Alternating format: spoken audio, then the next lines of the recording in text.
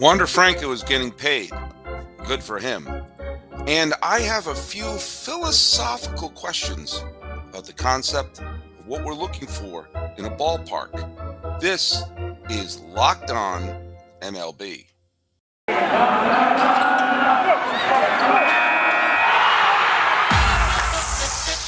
You are Locked On MLB. Your daily MLB podcast. Part of the Locked On Podcast Network. Your team every day.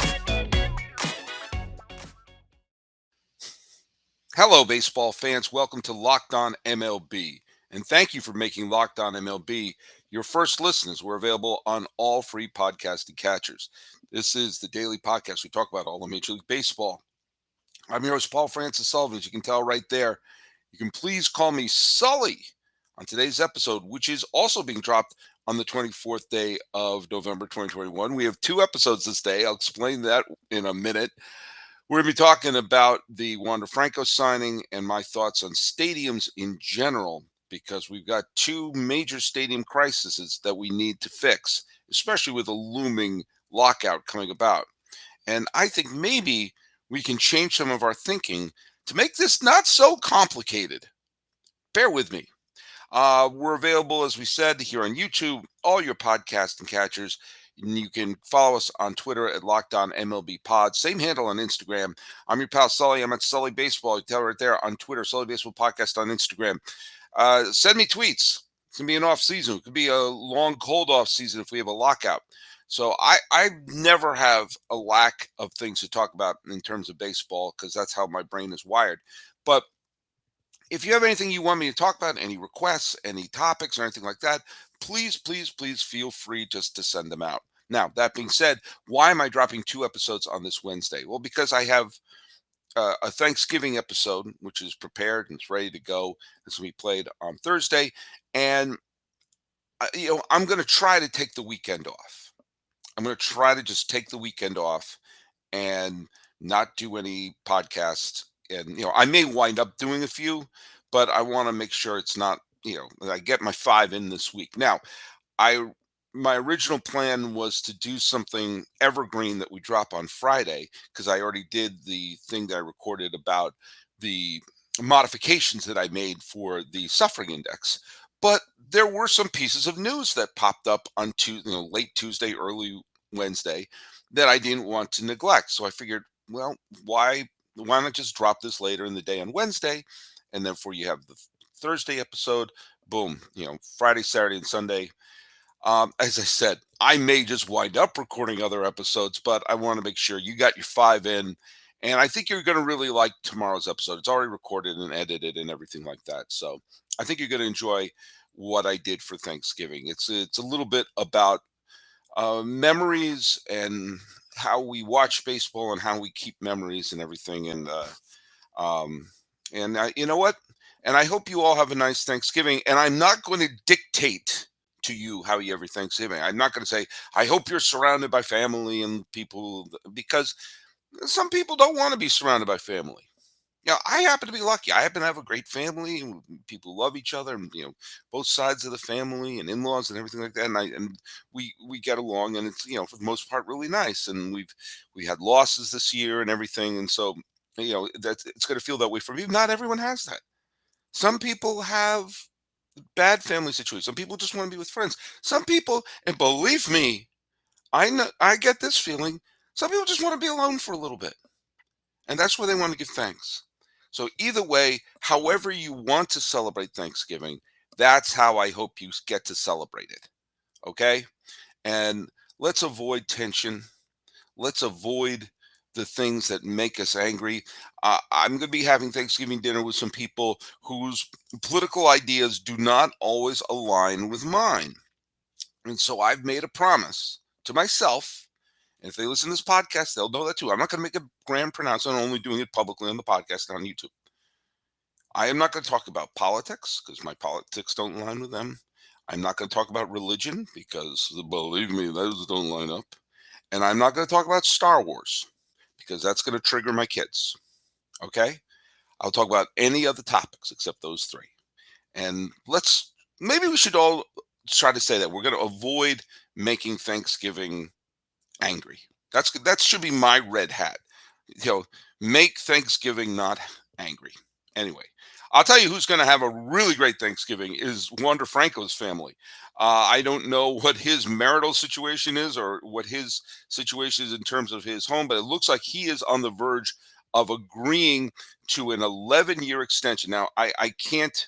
There's sorts of at this point where I'm recording this, there just doesn't seem to be a 100% confirmation that this has happened, but it looks like it's all but done. And Wander Franco, 11-year extension with the Tampa Bay Rays. He's 20 years old. Okay, he's 20 years old. He will remain 20 until June 22nd. Okay, now when I was 20 years old, I worked in a toy store in Palo Alto. This guy just signed an $11 million contract. But when I was 20 years old, I was not as good at anything as Wander Franco is. Now, it's going to be an 11-year, 182 million tomatoes. Now, already there are some people who are thinking this is not a smart move for Wander Franco because he will be, when you take a look at what he could make in free agency if he projects to be the superstar that he is, that he could probably make more. And to that, I say, first of all, no one will ever offer me $180 million. I don't care how many Built Bars I sell.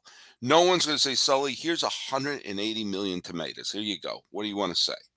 So I'm not in that position to criticize whether or not someone wants to take a 9-figure deal. Okay. And you also consider this. There's usually a team, you see teams, even, rich teams like the Cubs and Red Sox try to avoid paying players until their arbitration years. And they'll do everything, including manipulate service time, like the Cubs did with Chris Bryant.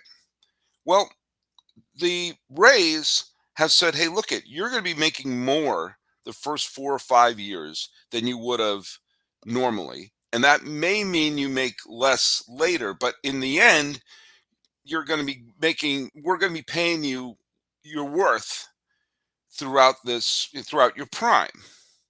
Also, you know what? He could slump. He could flop. There have been lots of players who have been the top prospects in baseball that don't quite make it. He could tear his hamstring. Pitchers could figure him out. The Angel Baroas of the world have won the Rookie of the Year in the past, and they don't go on to become superstars. Not every person who projects to be a superstar becomes a superstar. Will Myers is a fine player, but there's a period of time people were talking about him like he was going to be the face of the Kansas City Royals franchise, which are how dare they trade him in a deal that brought in James Shields and Wade Davis, 2 players who were key in getting him to the damn World Series. But think about where Will Myers is going to project to. Look it's his choice. He took the money. I don't blame him. Okay? And I'm always pro player when it comes to contracts and things like that. Get paid. The owners have money. Yeah, even the Tampa Bay owners have money. And Tampa Bay took a look and said, hey, this is a potential franchise player. Granted, he's played half a season, but what a half a season he had. Let's not F with this. And if it gets to the point, like it happened with Nolan Arenado, like it happened with Giancarlo Stanton, where they have an unlikely team signing a player to a long-term deal that they want to part ways, they'll get something back for him instead of letting him walk. Good for him. And good for the Rays that they don't have to worry about, okay, what are we going to do? Like, I remember, I forget who, it may have been, some baseball writer was making a joke about how that Wander Franco, this is when Franco was going on that amazing tear down the stretch, that he will eventually be a Dodger or a Cardinal. Well, if he is, then the Rays will get something back from him. The Rays saw him and said, we're going to buy out his prime. And that's not a bad thing to do. And Wander Franco could have said, you know what, I'm going to wait. And that would have been his choice. That would have been his prerogative. He said, if I'm going to be this great a talent, I could be making, 30, $40 million a year later. So I'm going to wait. And, like a great game of deal or no deal. And he picked the suitcase that gave him, a 9-figure deal now. Now, could he have made more later? Yeah, maybe, maybe, maybe. Or he could have been hurt. I was thinking about Juan Gonzalez. Remember Juan Gonzalez? Juan Gonzalez won 2 MVPs in the 1990s, and he was offered a massive contract back in the late, I think it was 99 or 2000 when the Rangers were really good and he was great. And he turned it down. He turned down the massive contract, and the Rangers said, well, we got to get something back from him. They traded him to Detroit, and he never got that contract again. Now, he did well. He made millions of dollars and everything, but he never got that massive contract. Nomar Garciaparra never got that huge contract that the Red Sox offered him. Again, it's his prerogative, and the players should get as much as they can. But sometimes you look at it like, look, it's being offered to me now. Yeah, it could be gigantic later. Or I could be nursing a hamstring. So, look at good on Wander Franco. I'm going to talk to the next segment, though, that it makes it harder for some big budget teams to rebuild the way they used to when things like this happen. But it's a sure bet that Wander Franco is going to be a terrific player for the Rays for years to come. And if you're going to make any bets, go to BetOnline, your number one spot for all the sports action this Thanksgiving. Yeah, it's Thanksgiving. We know what that means. It's got football. Nothing goes better with football than turkey and betting. BetOnline has you covered for all the holiday seasons, more props, odds, and lines than ever before. Head to the new updated desktop or mobile website, sign up today, and receive your 50% welcome bonus. And promo code LOCKED ON to receive your bonus. It's not just football. BetOnline has pro and college hoops, hockey, basketball, UFC, even your favorite Las Vegas casino games. Don't wait to take advantage of all the amazing offers available for the 2021 season. BetOnline is the fastest and easiest way to bet on all your favorite sports. BetOnline, we're stuffed with deals this Thanksgiving.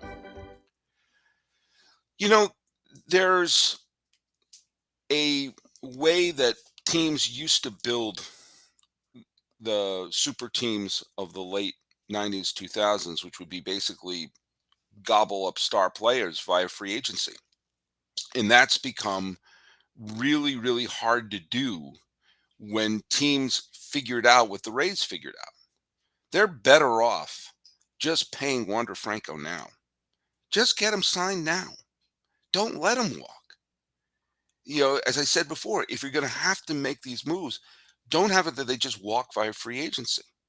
And this is something that has hurt, a team like the Yankees will kind of help. It would hurt teams like the Cubs when they're trying to rebuild, that they won't have their, the chance to have their star player be picked up via free agency. That there's superstars in their prime aren't going to be in free agency, with very few exceptions, like Bryce Harper and Manny Machado, which is why it was insane that they were let to be sort of floating around on the vine as long as they were that off season. When you look up and you see the Ronald Acuna Juniors, you look up and you see the Fernando Tatis Juniors, you see how many more juniors can you have? The Trouts, the Vottos, now the Wander Francos. Teams are realizing we got to lock these players up. We got to make sure they don't walk. That it's better for them economically to have their star players locked up for the long term, as opposed to trying to rebuild with, let players walk and try to, mix and match. And for some of the players, you could have a bidding war between the Yankees and the Dodgers, or you could be a 20-year-old who just signed a $180 million contract.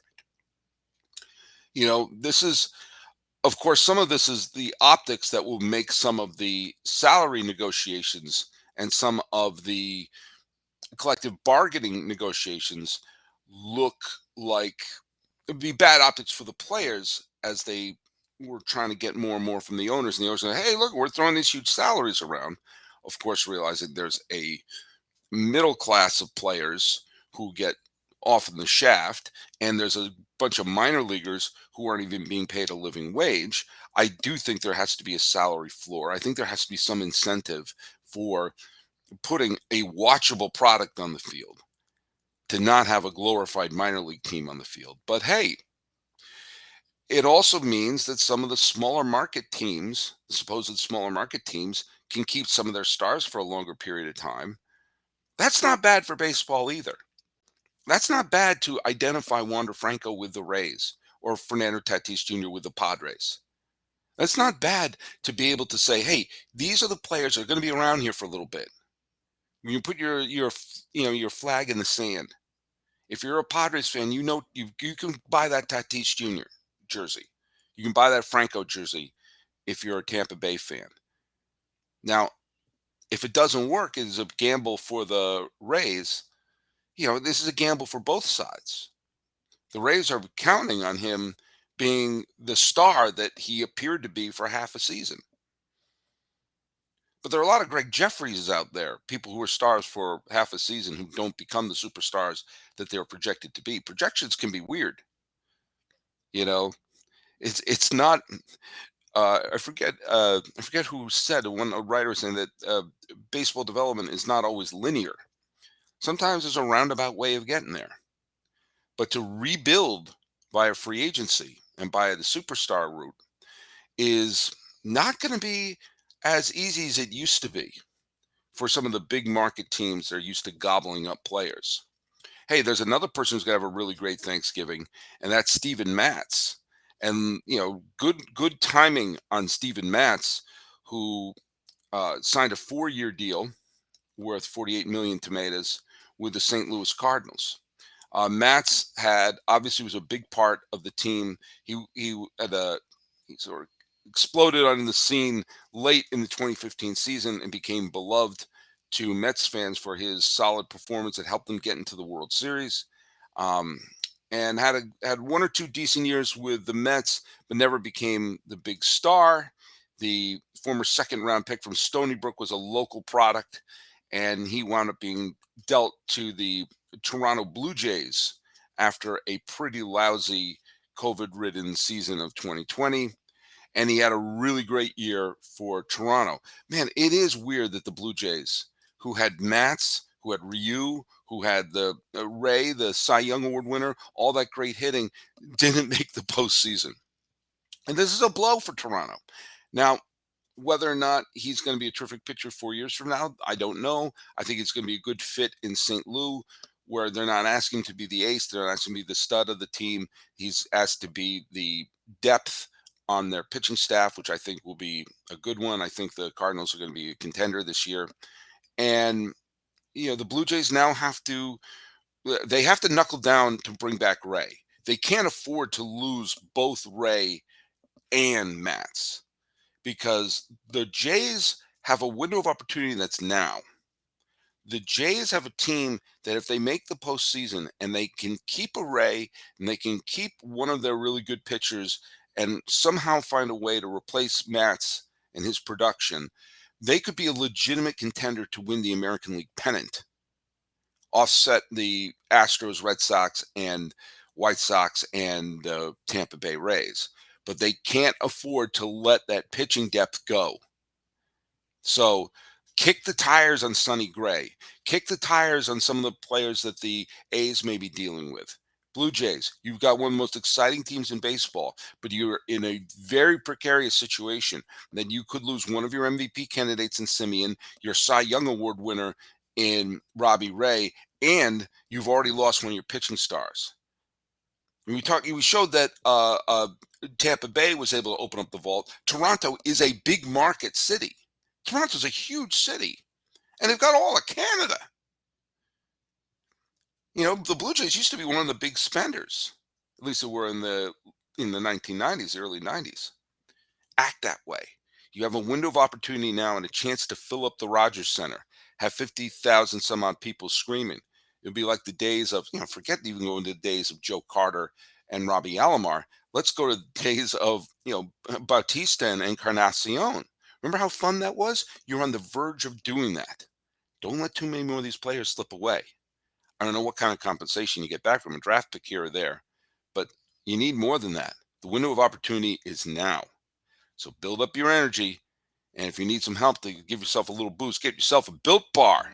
Now, look at it is going to be Thanksgiving tomorrow. And after that, it's going to be Black Friday. And Built Bar is going all out to make Black Friday weekend the most delicious Black Friday Black Friday ever in the history of Black Friday. They got new limited flavors, new types of bars, and a winter wonderland of a deal. You want high-end deliciousness at a discount? All through Black Friday weekend, get at least 20% off of anything and everything at Built.com. Use promo code LOCK20. You got new flavors like ruby, chocolate puffs. It's got marshmallow. It's been fantastic. Dark chocolate, white chocolate, ruby chocolate joins the Built Bar Club. It's gonna be fantastic. I've tried the lemon dipped cheesecake puffs. Again, it sounds like a delicious Mad Lib. Do you love lemon cheesecake? Who doesn't? What kind of human being doesn't like that? Well, now that's dipped in cheesecake puffs. Tangy lemon. I like the tangy stuff that you get in some of the Built Bars. It's like a lemon cheesecake taste, but not the lemon cheesecake calories. You understand what I'm saying?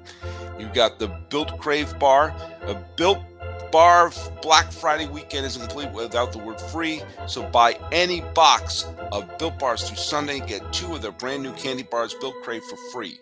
Built Bar is finally done. It's coming with a candy bar. It's a great alternative to the bar that claims to satisfy. It's caramel covered chocolate loaded with peanuts, giving something nutty chocolate. It's so good. And with only 160, I almost said 600, with only 160 calories, 17 grams of protein. Show me a candy bar that even comes close. No need to fight the angry crowds on Black Friday. There's no camping out for hours. Your best Black Friday deals are at Built.com. 'Tis the season to save and give your taste buds the gift of Built Bar. 20% off Built Bars and 2 free Crave Bars are all at Built.com. Plus, you get 60% off for Built Broth, Built Boost, and 40% off Built Swag. Just enter code LOCK20 at Built.com. So we talked a little bit about the Rays and how that they are keeping Wander Franco. Is Tampa Bay keeping the Rays? Are they going to go to Montreal? We don't know. What are the A's going to do? The A's apparently have bought some land in Las Vegas. Now, they could be just doing that as a ploy. I mean, there's a lot of land in Las Vegas. So they could have just said, hey, well, look at this. We bought a plot of land. We just happened to buy a plot of land. Happens to be in St. Louis with the Raiders. Well, not that that means anything. As they're trying to get a deal for the waterfront stadium for the A's. There's a lot of posturing going on. And the A's and Rays situation has to be solved pretty quickly. No, it can't be solved quickly because it's been dragging on literally for decades. But it has to be solved pretty soon now with a lockout looming, because expansion could help a lot of things and smooth over some of the badness building up to this lockout.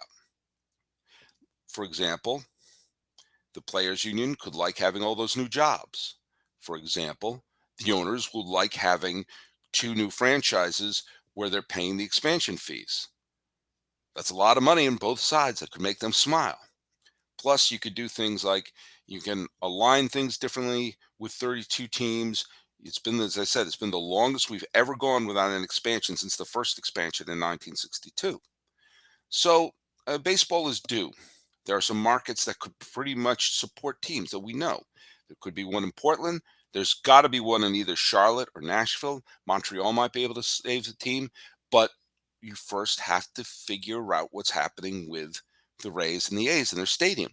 And in those markets I just said, it's different than football or hockey or basketball to expand, because most cities have a huge college football stadium nearby or an arena that a basketball team or hockey team could play in, at least temporarily. But there's not a lot of 40,000 seat stadiums for baseball just sitting around, other than in Montreal or possibly New Orleans if you reconfigure the Superdome.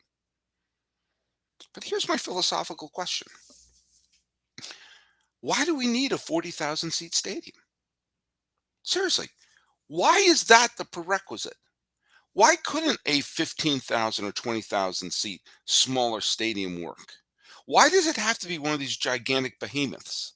They say, oh, there's 35, 40,000 people, of which most of the time it's about 15 to 20,000 people there, right?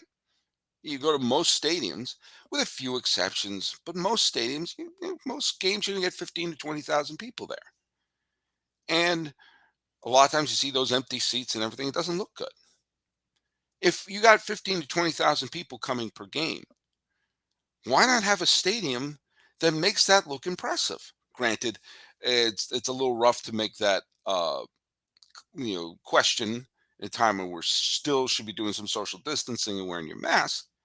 But honestly, the idea of the gigantic 50,000 multi-purpose stadiums, that would have these gigantic crowds at the World Series, but most of the time would be two-thirds empty, seemed to come at a time when the majority of the money of a team was made by the gate, by the box office, by the ticket sales.